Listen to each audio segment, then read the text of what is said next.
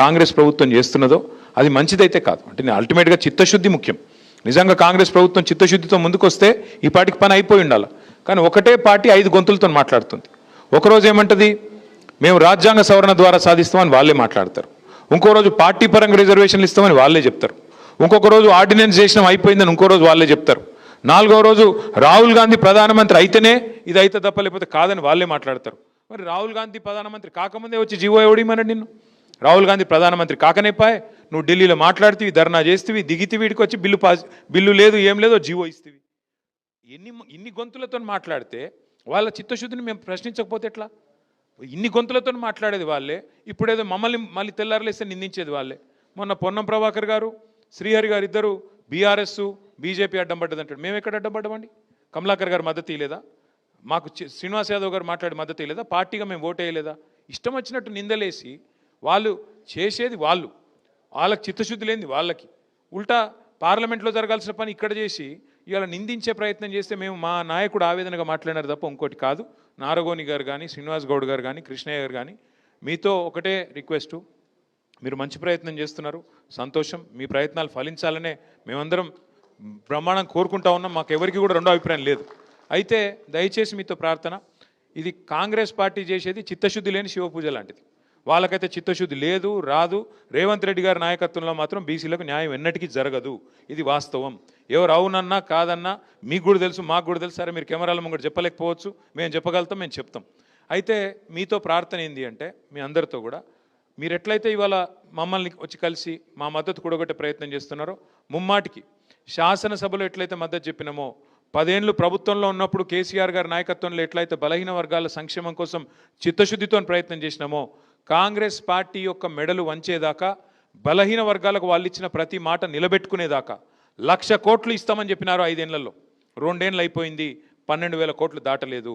ఆ 12,000లో కూడా ఖర్చు చూస్తే మీరు లెక్క తీయండి దయచేసి, పెద్దలు ఉన్నారు. నాకు తెలిసి 8,000 కోట్లు కూడా దాటలేదు.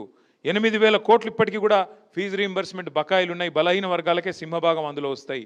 దాంతోపాటు కాంగ్రెస్ పార్టీ చెప్పింది 42% ఒకటే చెప్పలేదు వాళ్ళు, 1,00,000 కోట్లు ఒకటే చెప్పలేదు బడ్జెట్. వాళ్ళు చెప్పిన మాట సప్లాన్ తెస్తామన్నారు. దయచేసి మీరు ఈ మాట నేను అంటుంటే మీరు తప్పు పట్టొద్దు, తప్పు అనుకున్నా దయచేసి నేనైతే చెప్పాల్సి వస్తుంది.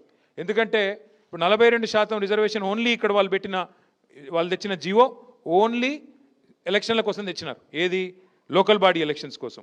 విద్యలో ఎక్కడ పోయింది మరి? ఉపాధిలో ఎక్కడ పోయింది? 42% కాంట్రాక్టులలో ఇస్తామన్నది ఎక్కడ పోయింది? దాని గురించి ఎందుకు మాట్లాడతలేం మనం? ఇప్పుడు 4 సర్పంచ్లు అయితేనో, 4 ఎంపీటీసీలు అయితేనో, 10 మంది జెడ్పీటీసీలు అయితేనో కాదు కదా. అల్టిమేట్గా 42% వాటా కాంట్రాక్టులలో ఎందుకు రావద్దు మరి? వాళ్ళే చెప్పిండ్రు కదా బీసీ డిక్లరేషన్లో. అది రావాలి అంటే కేవలం మనం ఓన్లీ రిజర్వేషన్ల గురించే మాట్లాడతామంటే రిజర్వేషన్ అల్ల కూడా రావాలి కదా మరి.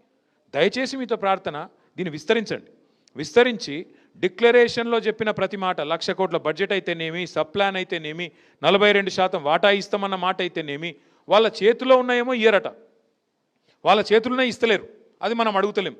42% ఇవాళ కాంట్రాక్టులలో వాటా ఇస్తా అంటే ఎవరు ఆపుతున్నారు? ప్రభుత్వం ఒక జీవోతో అయిపోదా? దానికైతే ఎక్కువ అడ్డం రాదు కదా, దానికైతే సీలింగ్ లేదు కదా, సుప్రీంకోర్టు లేదు కదా. దాని గురించి ఎందుకు మాట్లాడతలేం మరి? ఇవాళ రేవంత్ రెడ్డి గారి ప్రభుత్వం 2 ఏళ్ళు అయిపోయింది. 42% వాటా కాంట్రాక్టులలో బలహీన వర్గాలకు ఇస్తే ఎంతమంది బాగుపడతారు? 42% వాటా ఉపాధిలో ఇస్తే, విద్యలో ఇస్తే ఎంతమందికి లాభం జరుగుతుంది? కేవలం పొలిటికల్ రిజర్వేషన్ ఒకటే కావాలా? మిగతా వద్దా? పొలిటికల్ రిజర్వేషన్ కూడా కావాలి, మిగతాయి కూడా కావాలి. ఆ మిగతాయి కూడా మాట్లాడాలి. 1,00,000 కోట్ల బడ్జెట్ వచ్చేదాకా కొట్లాడాలి. దానికి బీఆర్ఎస్ పార్టీ మీ బంధుకు సంపూర్ణంగా నైతిక మద్దతుగా మేము నిలబడతాం, మీతో ఉంటాం. కానీ మా శ్రీనివాస్ యాదవ్ గారు చెప్పిన దాంతో నేను సంపూర్ణంగా ఏకీభవిస్తూ ఉన్నా. ముఖ్యమంత్రి గారు చేసే మోసం ఏదైతే ఉందో, చిత్తశుద్ధి లేని శివపూజ కాంగ్రెస్ ప్రభుత్వం ఏదైతే చేస్తుందో, దయచేసి వారిని విశ్వసించకండి. జాజుల శ్రీనివాస్ గౌడ్ గారు ఒక మాట అన్నారు. అన్నా, ఇది సుప్రీంకోర్టు లాన్లో ఒక మాట చెప్పినారు, అది ఎవరు చెప్పట్లేదు, 1992 విషయంలో అన్నారు. వారితో కూడా నేను విజ్ఞప్తి చేసేది ఏమంటే, ఈ దేశంలో ఈరోజు మనదొక్కటే కాదు, చాలా కోర్టు కేసులు నడుస్తూ ఉన్నాయి. మహారాష్ట్రలో అయితే ఎన్నికలు అయిపోయినాక రద్దు చేసిండ్రు. మీకు యాదకుండాలి, మీకు తెలియాలి. మహారాష్ట్రలో ఎన్నికలకు పోయినరు, రిజర్వేషన్లు పెంచిండ్రు, ఎన్నికలు అయినాయి, మొత్తం ఖర్చు పెట్టినరు ఎక్కడోళ్ళక్కడ. మరి అల్టిమేట్గా మళ్ళీ వాళ్ళకి ఎవరికి పదవులు లేకుండా మొత్తం రద్దు చేసి పారేసింది కోర్టు. అల్టిమేట్గా దీని పరిష్కారం మీరు, నేను, ఎవరు ఏమనుకున్నా వాస్తవం ఏంది అంటే, ఇవాళ మోడీ గారు, రాహుల్ గాంధీ గారు ఛాయ్ తాగే లోపల కావాలంటే పరిష్కారం అయిపోతుంది. ఇద్దరు కూర్చొని వాళ్ళిద్దరు కనుక గట్టికి కూర్చుంటే ఇద్దరికి కలిపితే ఇలా మిగతా వాళ్ళకి ఎన్ని సీట్లు ఉన్నాయన్నా 543లా ఎన్డీఏకు ఉన్నాయి, ఇండియా కూటమికి ఉన్నాయి, మిగతా వాళ్ళకు మా వాళ్ళందరికీ మిగిలినాయి 18. అండ్ల లేని వాళ్ళకి ఇండ్ల లేని వాళ్ళకి మేము ఇవాళ మిగిలినాయి 18 సీట్లు మాత్రమే ఉన్నాయి. మరి వాళ్ళిద్దరూ కూడబలుకొని ఇప్పుడు మీరు బీజేపీ మద్దతు పలికిందని కృష్ణయ్య గారు నాకు చెప్పారు.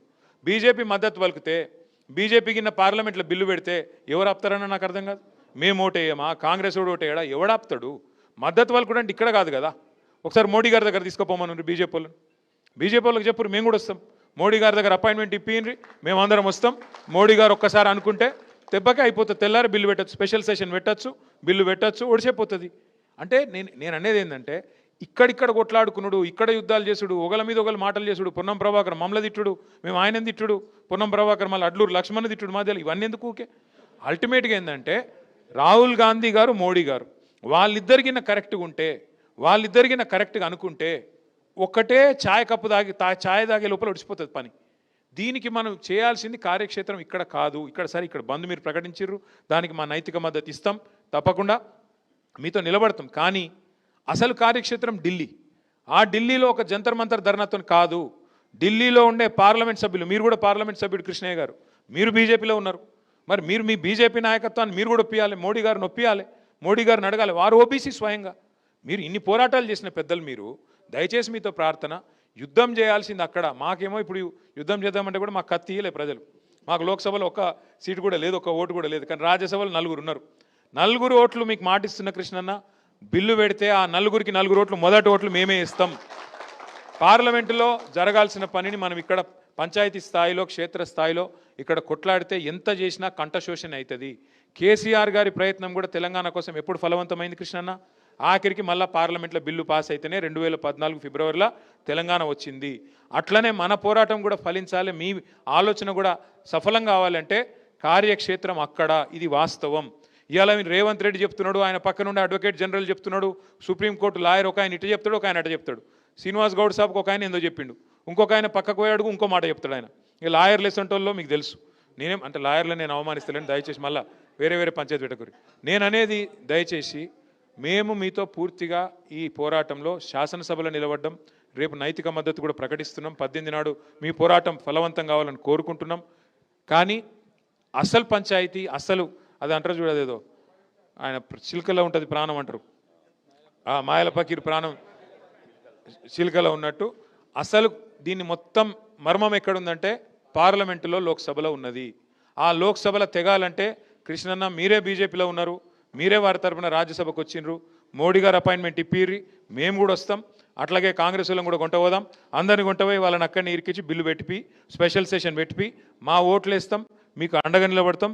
తర్వాత మీకు బ్రహ్మాండంగా వీళ్ళు పాలాభిషేకం ఏం చేసుడేంది, మీకు మేమే చేస్తాం. Thank you. మళ్ళొకసారి అందరికి నమస్కారం.